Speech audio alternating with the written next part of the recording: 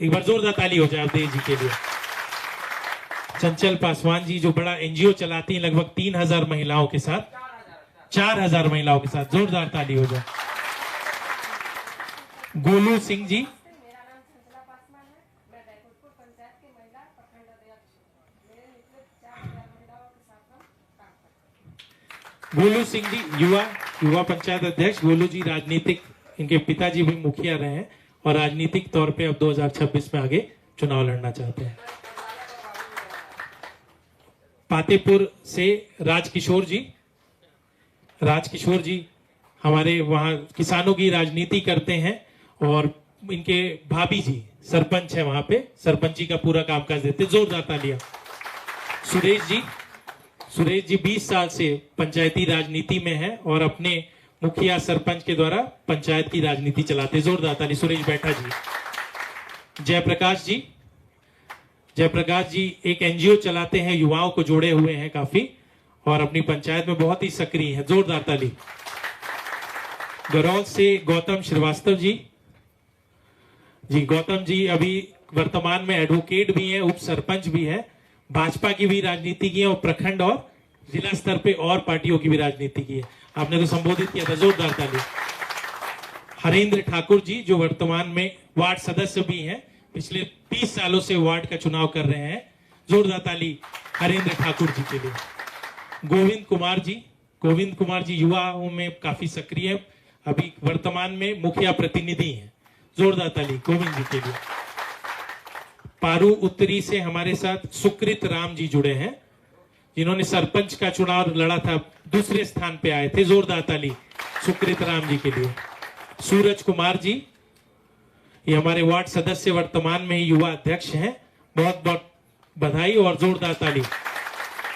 लखिंदर भगत जी किसान की राजनीति करते हैं, पैक्स का चुनाव लड़ते आ रहे हैं। जोरदार ताली लखिंदर जी के लिए।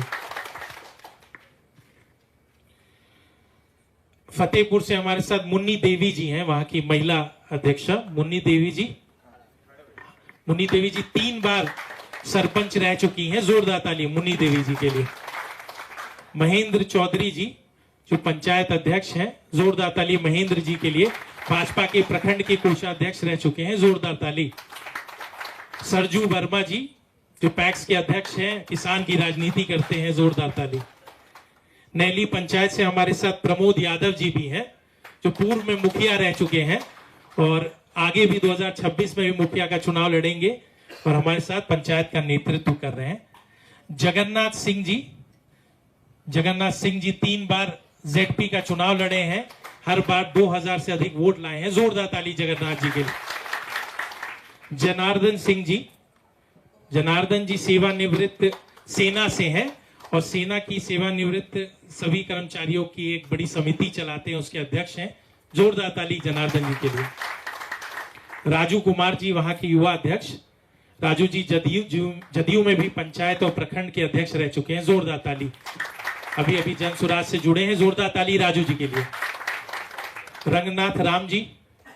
रंगनाथ जी पूर्व में मुखिया, सरपंच, पंचायती राज चुनाव लड़ते आ रहे हैं, राजनीतिक तौर पे बहुत सक्रिय है। जोरदार ताली रंगनाथ जी के लिए। आखिरी में राम सुधीर शाह जी वर्तमान में वार्ड हैं, वहां पे हमारे ग्राम अध्यक्ष हैं। जोरदार ताली राम सुधीर शाह जी के लिए। कुछ और साथी जो हमारे राम सागर पंडित जी हैं हमारे साथ चेहरा कला से। जोरदार ताली। 2 बार से लगातार वार्ड जीतते आ रहे हैं, 4 बार से चुनाव लड़ रहे हैं। एक बार जोरदार ताली हो जाए। शंकर पासवान जी वहां के महासचिव, लगातार वार्ड का चुनाव जीतते आ रहे हैं 3 बार से। जोरदार ताली शंकर जी के लिए। चंद्रदेव यादव जी हमारे पंचायत अध्यक्ष। जोरदार ताली। पूर्व में सरपंच रह चुके हैं और एक बार फिर से 2026 में जन सुराज की मदद से सरपंची का चुनाव लड़ेंगे। जोरदार ताली। प्रशांत जी मुख्यतः हमारी पंचायत समिति के मुख्य पदाधिकारी हैं। हमारी समिति के सदस्यों ने उनको जानकारी भी दी गई। अभी होने वाले 2 मार्च से, जैसा कि मैंने बताया, जो जन सुराज विस्तार का कार्यक्रम हो रहा है, जो आपकी पंचायतों में भी सभाएं हुई है ना, आप लोगों की कितनी पंचायतों में, तो एक संकल्प जो हम लोगों ने लिया है कि अगले 100 दिन में जो 2.5 लाख सभाएं होंगी, उसमें हम लोग का भी एक बड़ा योगदान रहेगा। अपने गांव में, अपनी पंचायतों में 50, 100, 75, 200 जितनी बड़ी क्षमता और हमारी मदद से जितनी बड़ी सभा, ताकि अधिक से अधिक लोगों तक जन सुराज की बात पहुंच सके। ये करने के लिए आप लोग तैयार है कि नहीं है? और दूसरी चीज जिसकी जानकारी आप लोग को मिली आज, वो ये कि एक बहुत बड़ी सभा, मतलब गांधी मैदान भरने का जो संकल्प है वो किस तारीख को है हम लोग का? 11 अप्रैल को। किस तारीख को? 11 अप्रैल को। तो उसके लिए तैयार है आप लोग? ठीक है। सभी साथियों का जन सुराज परिवार में स्वागत है। पिछले 2-2.5 बरस से जन सुराज के इस प्रयास के बारे में आपको थोड़ी बहुत जानकारी समय समय पर मिली होगी। 2-2.5 बरस पहले कोई नहीं जानता था जन सुराज को। कुछ आदमी जो राजनीतिक तौर पर सक्रिय है, वो चुनाव से जुड़ा है तो जानता, अच्छा कोई प्रशांत किशोर है जो बिहार के ही हैं, चुनाव लड़वाते हैं। लेकिन पिछले 2.5 बरस में जो ये प्रयास शुरू हुआ है, तो धीरे धीरे बात निचले स्तर पर, समाज के स्तर पर पहुंची है। बहुत आदमी, ज्यादातर आदमी जो है वो पदयात्रा के दौरान भी कुछ लोगों को सुनने जानने का अवसर मिला। लेकिन पदयात्रा में हर व्यक्ति तो नहीं जुड़ सकता है, क्योंकि लोग पदयात्रा होने के बाद कई लोगों को पता चला कि अरे हमारे गांव से भी ऐसा हुआ, हमारे पंचायत से कोई निकला, ऐसा बात सुने। ज्यादातर आदमी YouTube पर, फेसबुक पर जन सुराज के बारे में देखा, सुना, कुछ बात उसको अच्छी लगी, तो हर जाति हर वर्ग के लोग जो बात को सुन समझ रहे हैं वो कह रहे हैं, ना भैया कुछ भी हो, बात तो जन सुराज में ठीक कहा जा रहा है। चुनाव जीतना हारना ये सब अलग का बात है, जीतेंगे हारेंगे जो तो अलग बात है। लेकिन ज्यादातर लोग बिहार में जो जन सुराज को जानते हैं, चाहे हम लोग का विरोधी भी है, दूसरे दल में भी है, वो भी कह रहा है कि नहीं, प्रयास तो अच्छा हो रहा है, इसमें कोई चोरी बदमाशी नहीं है, इसमें जाति धर्म का बात नहीं है, हिंदू मुसलमान की बात नहीं हो रही है, अगड़ा पिछड़े की बात नहीं हो रही है। यहाँ पर हम लोग सिर्फ और सिर्फ बिहार में सुधार कैसे हो, बिहार में बच्चों के लिए पढ़ाई और रोजगार की व्यवस्था कैसे हो, बिहार के भी लोगों को बाहर न जाना पड़े, इसकी बात कर रहे हैं। कुछ आदमी को भरोसा हो रहा है, कुछ आदमी को भरोसा नहीं हो रहा है। क्यों नहीं हो रहा है?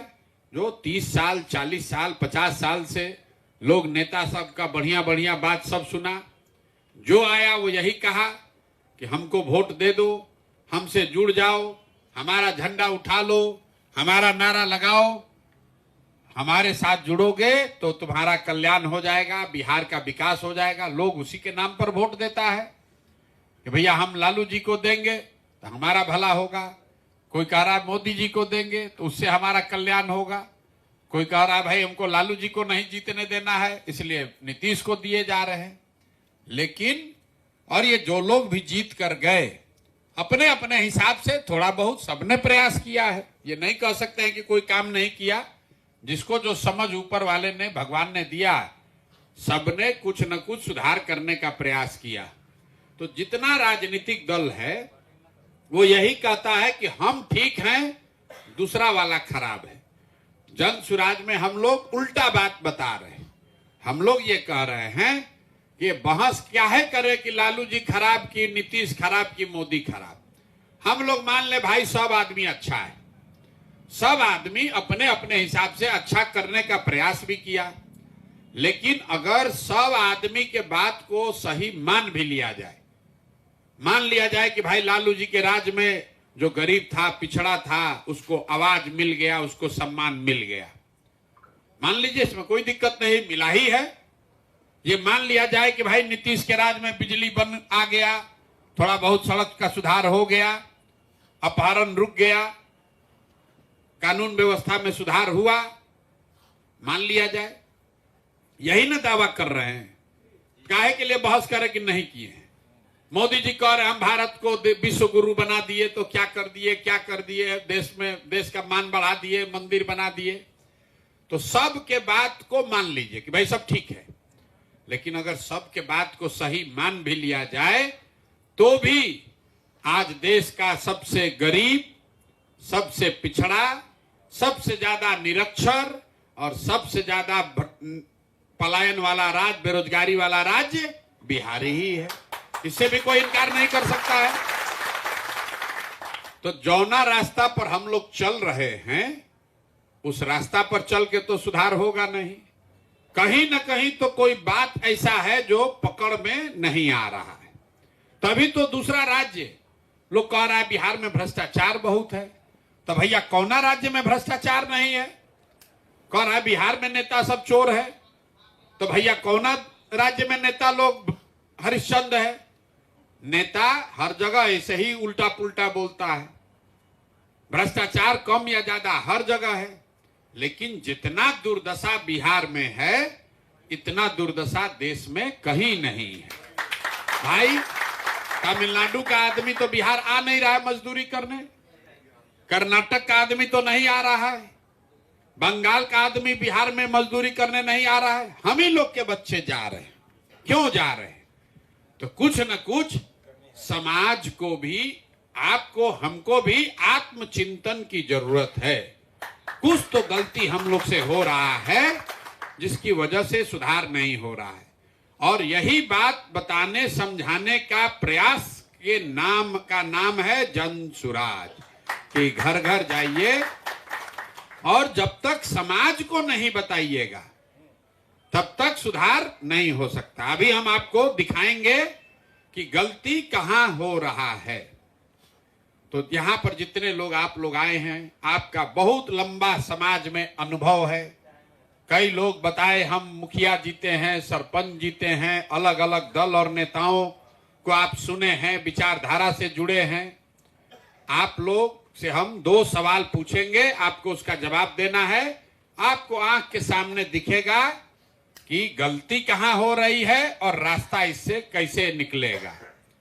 तो सब लोग जरा सोच के बताइए कि हम लोग के यहाँ, आप लोग ज्यादातर लोग वैशाली के और कुछ लोग शायद समस्तीपुर के भी पंचायतों से हैं, मुजफ्फरपुर से। तो आप लोग जरा सोच के सबको हाथ उठाकर बताना है कि हम लोग के गांव पंचायत में अलग अलग समस्या है।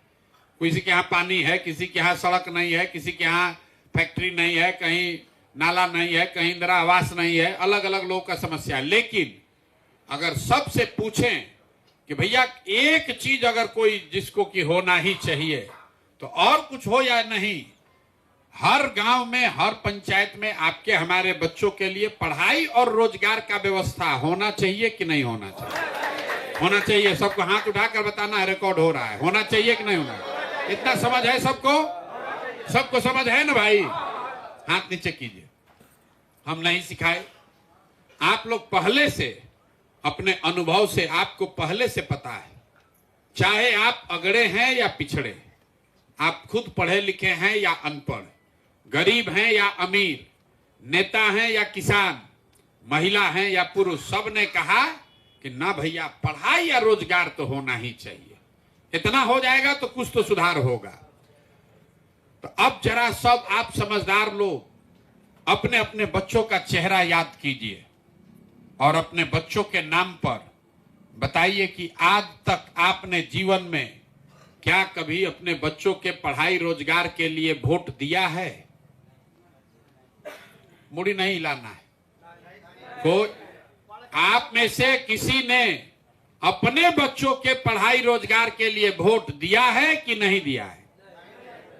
तो भैया आप तो कह रहे हैं कि पढ़ाई रोजगार होना चाहिए, नेताजी को गरिया रहे हैं, अरे भैया लूट लिया, अरे भैया लालू ठग लिया, नीतीश बर्बाद कर दिया। आप खुद कह रहे हैं कि हमको पढ़ाई रोजगार चाहिए, लेकिन आपने पढ़ाई रोजगार के लिए वोट नहीं दिया। लेकिन आप लोग तो सब राजनीतिक तौर पर समझदार लोग हैं।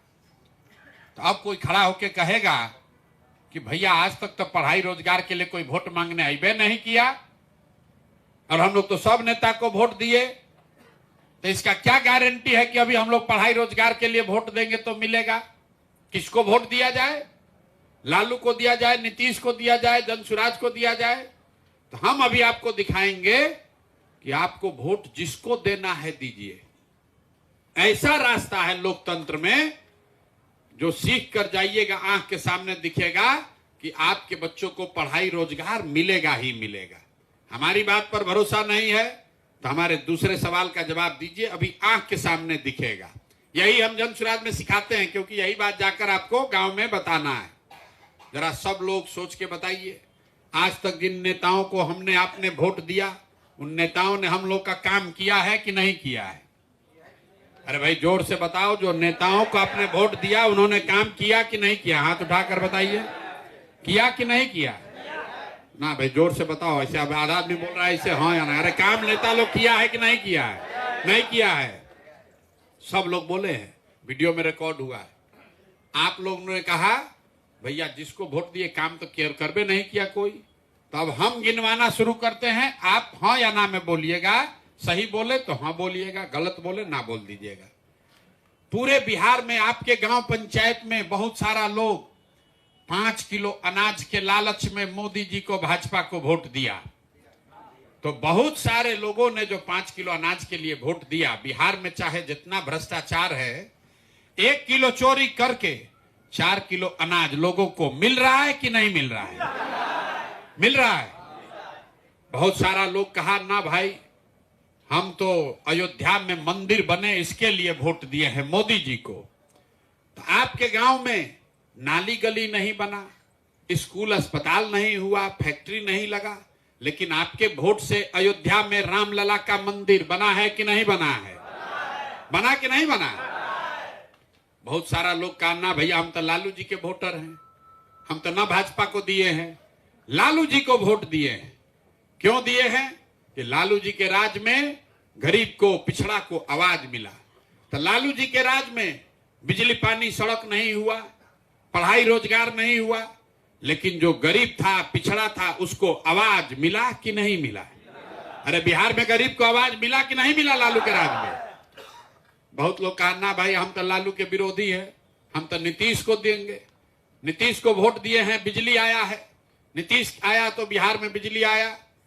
तो भैया ऐसा है कि नीतीश के राज में इसी बदहाल बिहार में नौकरी हो चाहे न हो, पढ़ाई हो या न हो, बिजली का बिल 2000 आए चाहे 6000, घरे घरे बिजली आया है कि नहीं आया है? बिहार में आदमी कहता है भाई इस सब बात पे थोड़े वोट पड़ता है, वोट तो जाते पर पड़ता है। अपना वोट जो है वो जाते पर पड़ता है।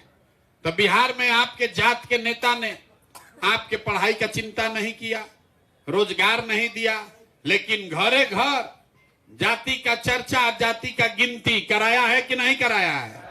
अरे जाति जनगणना हुआ है कि नहीं हुआ है? बहुत लोग कहा भैया हम तो मोदी जी का भाषण सुन के दिए हैं कि मोदी जी गुजरात में बड़ा विकास किए हैं। तो भैया गुजरात में तो विकास हो रहा है, और आपके हमारे बच्चे बिहार से जाकर गुजरात में नौकरी मजदूरी कर रहे हैं कि नहीं कर रहे हैं? तो भाई कौना बात पर हम लोग वोट दिए जो नहीं मिला? अभी तो आप बोले भैया कुछो नहीं मिला, हम गिनवा रहे हैं तो कह रहे ना भैया 3 किलो 4 किलो अनाजवा मिलिए रहा है, अयोध्या में मंदिर बनिए गया, जात का चर्चा घरे घर चलिए रहा है, घर घर बिजली आइए गया, अब बाल बच्चा जाके गुजरात में मजदूर बनिए गया। अरे भाई यही बताने के लिए अभियान शुरू किए हैं, जो बोइएगा वही न काटिएगा, बोइएगा बबूल तो आम कहां से खाइएगा, बोइएगा बबूल तो आम कहां से खाइएगा। वोट दीजिएगा 4 किलो अनाज के लिए तो पढ़ाई कहां से होगा? वोट दोगे मंदिर बनाने के लिए तो फैक्ट्री कैसे बनेगा रे भाई? वोट दोगे गुजरात के विकास के लिए तो वैशाली में विकास कैसे होगा? नहीं होगा। वोट आप चाहे लालू को दीजिए कि नीतीश को, मोदी को दीजिए कि कांग्रेस को, जिस बात के लिए आपने वोट दिया वो चीज आपको मिला है।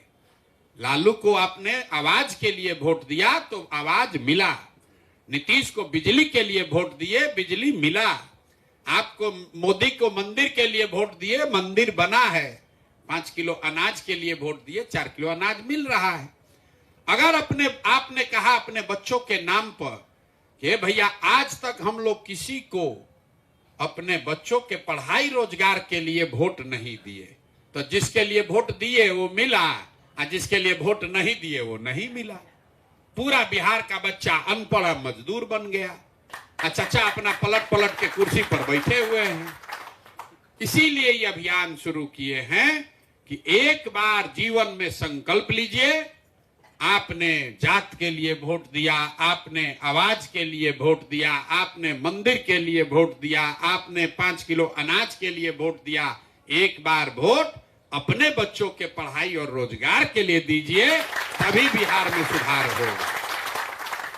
यही मंत्र सिखा रहे हैं 2 बरस से, घर परिवार छोड़कर गांव गांव लोगों को समझा रहे हैं। लेकिन बिहार में तो 13 करोड़ आदमी है, एक आदमी प्रशांत किशोर कितना आदमी को समझाएगा? तो आप जैसे लोग जब अब संगठन में जुड़िएगा, आपको ये बात समझ में आएगी, आपके माध्यम से 10 आदमी और सीखेगा, तब न बात घरे घर पहुंचेगा। तो 1 करोड़ आदमी जो जन सुराज में आज जुड़ा हुआ है, अगर वो आदमी 5-5 आदमी को भी समझा लिया तब 5 करोड़ आदमी हो जाएगा। आपको कोई पहुंचा है, आपके गांव आपके घर हमारा कोई साथी पहुंचा, बोला चलो भाई प्रशांत किशोर जन सुराज में जुड़ो। आप थोड़ा बहुत पहले सुने थे, कुछ उसने समझाया, आपका भी मन है कि भाई विकल्प होना चाहिए। बिहार में लालू नीतीश भाजपा 35 बरस से यही लोग चला रहा है, बदलाव होना चाहिए। हर आदमी कह रहा है बिहार में बदलाव होना चाहिए। तो अगर बिहार में बदलाव होना चाहिए तो उसका विकल्प है जन सुराज। इसमें क्यों है जन सुराज?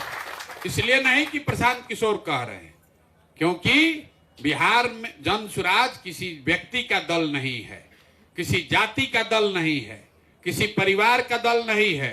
हमारे बाबूजी यहाँ विधायक मंत्री नहीं थे, यही बिहार के लोगों का दल है, जो सब लोग मिलकर बनाया है कि भैया अब बिहार में लालू का राज नहीं, नीतीश का राज नहीं, मोदी का राज नहीं, प्रशांत किशोर का भी राज नहीं, जनता का राज कायम होना चाहिए, तभी सुधार होगा। तो जन सुराज का मतलब क्या है? जन मतलब जनता, सुराज मतलब सुंदर राज।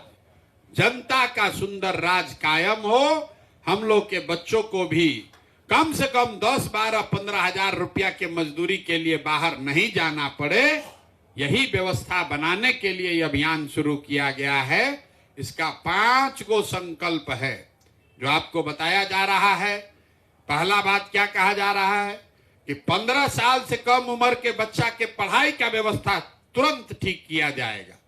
तो लोग कह रहे हैं भैया स्कूल तो सुधरबे नहीं करेगा, स्कूल जो बिगड़ गया एक दिन में थोड़े सुधरने वाला है।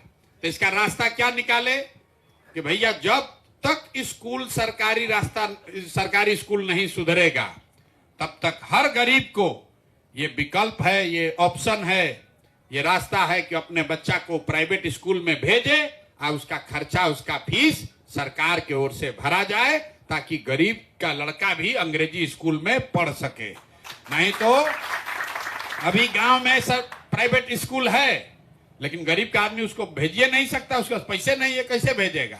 और सरकारी स्कूल में खाली खिचड़ी बांट रहा है, पढ़ाई करा नहीं रहा है। तो एक दिन में तो मास्टर सुधरेगा नहीं, एक दिन में स्कूल नहीं सुधरेगा।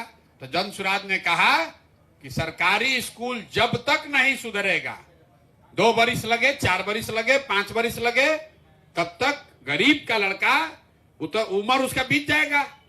तो गरीब का लड़का स्कूल सुधरने का इंतजार नहीं करना है, प्राइवेट स्कूल में भेजिए, उसका फीस सीधे सरकार देगी, ताकि गरीब का बच्चा भी अंग्रेजी स्कूल में पढ़ सके। दूसरा बात क्या कहा जा रहा है कि और कुछ हो चाहे न हो, अगले बरस छठ से पहले, इस बार छठ आएगा 25 में चुनाव होगा, और साल भर के अंदर 10 से 15 हजार रुपया के रोजी रोजगार का व्यवस्था सबके लिए हो जाए, ताकि कोई आदमी को यहां से अपना घर परिवार को मजदूरी करने बाहर न जाना पड़े। ये जन सुराज का दूसरा संकल्प है, पलायन बंद। सबसे ज्यादा कष्ट क्या है? यहां लोग बाहर गया है कमाने, पूरा सालों भर कहीं एक्सीडेंट होता है, उत्तराखंड में आ गया तूफान तो 10 गो लड़का बिहारे का मरेगा, कहीं सुरंग गिर गया तो उसमें बिहारे का मरेगा, कश्मीर में आतंकवादी ने गोली चला दिया तो बिहार का लड़का मरा। क्यों? क्योंकि हम ही लोग के लड़के हर जगह जाकर मजदूरी कर रहे हैं। कोई नहीं समझ रहा है कि मजदूरी यहां बिहार में फैक्ट्री क्यों नहीं लग रहा है। आप बताइए, केरल में गरीब नहीं है, गुजरात में मजदूर नहीं है, तो यहां का आदमी जाकर गुजरात में कैसे काम कर रहा है? गुजरात का मजदूर हर दिन 600 रुपया लेता है, बिहार का गरीब आदमी जाकर 400 रुपया में काम करने को तैयार है। लोग सोचता है मोदी जी यहां फैक्ट्री नहीं लगवा रहे हैं। अरे भाई, अगर मोदी बिहार में फैक्ट्री लगा देंगे तो 10,000 12,000 रुपया में 1 करोड़ लड़का काम करने वाला मिलेगा कहां से? तो इसीलिए सोचता है कि यहां पर फैक्ट्री न लगे और आपका लड़का गुजरात में, तमिलनाडु में जाइए और 10,000 12,000 में मजदूरी करते रहिए। न तो मोदी जी को इतना ताकत है, वो कह देंगे अगर मोदी जी आज अंबानी को, अडानी को की चीनी मिल लगाओ तो उसका दम है, कहेगा कि नहीं लगाएंगे।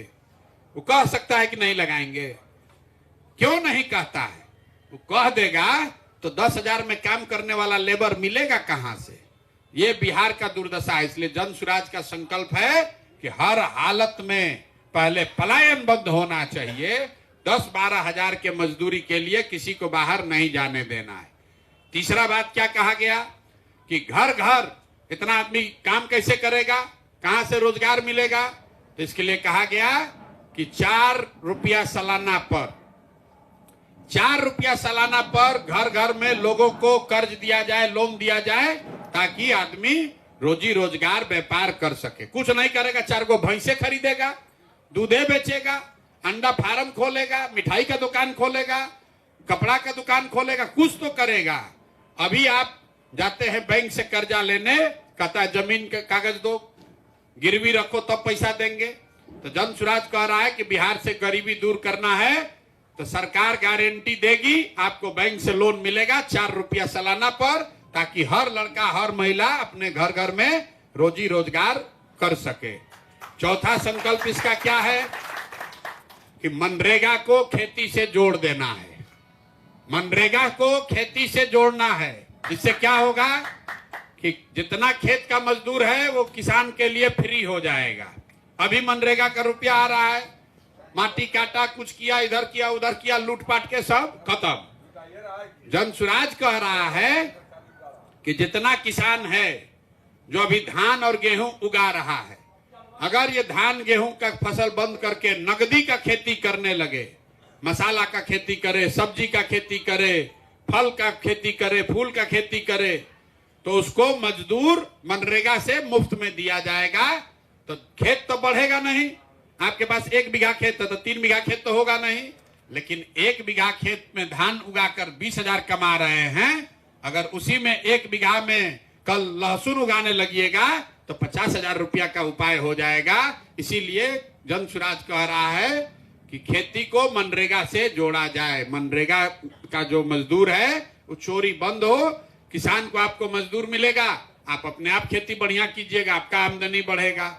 ये जन स्वराज का जो 5 गो संकल्प है उसमें लिखा हुआ है जन स्वराज आएगा तो 5 चीज हो जाएगा। हम लोग 70 बात नहीं कह रहे। तो वहाँ पर भी तो चोरी होगा ना सर? कैसे चोरी होगा? चोरी ऐसे होगा कि जो वोट वाले हैं उसको 5 मजदूर मिल जाएगा, जो नॉर्मल आदमी है उसको नहीं मिलेगा। कैसे? आपका खेत है, आपका खेत है, 1 बीघा आपको खेत है, आपको 2 गो मनरेगा का मजदूर मिला, तो आप तो अपना खेतवा में उससे काम कराइएगा। वो आपके यहाँ खेत में काम करेगा, उसको पैसा सरकार से उसके अकाउंट में सीधे जाएगा, तो बीच में कोई आएगा ही नहीं। अभी क्या है, अभी पैसा जा रहा है कर्म अधिकारी के पास, तो झूठो कहता है कि यहाँ खेत कोड़ा, यहाँ बांध में मट्टी भरा गया, अब पैसा सब निकाल के बंदरबाट कर लिया। लेकिन आपके खेत में जब काम करेगा तो आप तो उसको काम कराइएगा, और जब काम करेगा तो उसको सीधे मजदूरी दिया जाएगा। मजदूरी तो अभी हो जा रहा है, लेकिन अभी लूटपाट हो रहा है। लेकिन अगर किसान को आपको मिल गया कि भैया 4 गो मजदूर है, 4 गो मजदूर है जो आपको 1 बीघा पर मान लीजिए फिक्स हुआ 5 गो मजदूर, तो 5 गो मजदूर काम करेगा, वो बाहर जाएगा नहीं पलायन करने, मनरेगा का से उसको मजदूरी मिलेगा, और किसान को अपना फायदा है कि वो बढ़िया खेती करेगा। 1 रुपया ज्यादा नहीं लगा, तो जितना लूटपाट है वो भी बंद हो जाएगा। अभी मनरेगा में रुपया आया 10,000 करोड़ तो 4,000 करोड़ रुपया लूट लिया, कमीशन काट लिया। तो उसको बंद करने का ये उपाय है। तो पढ़ाई, बच्चों के लिए पढ़ाई, और जितना युवा है उसके लिए यहां रोजगार। तीसरा चीज हम लोग कह रहे हैं कि जो महिला है उसके लिए 4% ब्याज पर काम करने के लिए, रोजी रोजगार करने के लिए लोन। चौथा चीज आपको कहे मनरेगा से खेती को जोड़ना। और पांचवा चीज हमने कहा कि 60 वर्ष से ज्यादा उम्र का जो आदमी है उसको 400 रुपया जो पेंशन मिल रहा है उसको कम से कम 2,000 रुपया दिया जाए, ताकि वो आदमी कम से कम उसको खाने पीने का जुगाड़ हो जाए। 400 रुपया में महंगाई के जमाना में क्या होगा, इसलिए उसको दो। यही 5 चीज हम लोग कह रहे हैं। बाकी चीज सड़क बनेगा, बिजली आएगा, वो सब बात का बात है। यहाँ आदमी का जीने का लाला पड़ा है, इस सड़क बन गया। जिसका लड़का बॉम्बे चला गया है, जाके पंजाब में मजदूरी कर रहा है, उसको क्या मतलब है कि सड़क बनेगा कि न बनेगा। उसका लड़का यहाँ आ जाए गांव में, उसको मजदूरी मिल जाए, इसी में ना उसका फायदा है। इसलिए जन सुराज ये कह रहा है कि 5 चीज होना चाहिए। बच्चों के लिए पढ़ाई होना चाहिए, युवाओं के लिए रोजगार होना चाहिए, महिलाओं के लिए घर घर काम करने के लिए पूंजी होना चाहिए, किसान के लिए फ्री में मजदूर होना चाहिए, और जो बूढ़ा आदमी है उसको 2,000 रुपया होना चाहिए। तो इसी बात को आप जन सुराज में जुड़ रहे हैं, इसके पदाधिकारी बन रहे हैं, तो आप इस बात को खूब बढ़िया से समझ लीजिए और इसको जाकर गांव गांव घर घर समझाइए। जो आपको रसीद दिया गया है, आदमी कहता है हम कैसे क्या करेंगे, कुछ नहीं करना है, माटी नहीं कोड़ना है, फैक्ट्री नहीं चलाना है, विचार को, बात को आगे बढ़ाना है। 25 आदमी को अगर आप जोड़ दिए, अगर 25 आदमी को आप जोड़ दिए तो इस यज्ञ में, बिहार के यज्ञ में, बिहार को सुधारने के इस यज्ञ में आपका आहुति, आपका योगदान हो गया। अपने घर गांव में बैठिए, उसको जो पर्चा आपको मिला है उसको पढ़ाइए, उसको समझाइए, कुछ मानेगा कुछ नहीं मानेगा। जैसे हम आपको समझा रहे हैं वैसे गांव में आप लोगों को समझाइए। आप अगर नहीं समझा पाए तो गांव में ये कहिए कि भाई 100 आदमी तुम लोग जुटो, ऊपर से हम और किसी को बुलाते हैं, वो भी आदमी जाकर भाषण आपके दरवाजा पर देगा, फिर उसको समझाया जाएगा। तो आप खुद से समझाइए, नहीं समझा पाए तो अपने दरवाजा पर, दलान में, खेत में बिना खर्चा के 50-60 आदमी को बैठाइए और गाड़ी से हम आदमी नेता भेजेंगे, वो जाएगा, जन सुराज का बात वहां बताएगा, समझाएगा, तभी ना घर घर सुधार होगा। आपके हमारे सुधरने से नहीं होगा, पूरा समाज सुधरेगा तब बिहार सुधरेगा। एक अंतिम बात, आदमी कह रहा है कैसे सुधरेगा, क्या होगा, जीतेगा हारेगा। तो एक बात समझ लीजिए, सुधार करने के लिए प्रयास आप कीजिए या हम करें, प्रयास आज हो या 10 वर्ष के बाद हो, करना तो किसी न किसी बिहार के आदमी को ही पड़ेगा। अगर हम लोग नहीं करेंगे तो कोई गुजरात से, पंजाब से आकर बिहार नहीं सुधारने वाला है। तो अगर आप और हम नहीं जगे तो हम लोग के बच्चों को भी बाहर मजदूरी करने जाना पड़ेगा। सुधार चाहते हैं तो विकल्प नया बनाइए, नई व्यवस्था बनाइए, तभी सुधार होगा। बहुत बहुत धन्यवाद।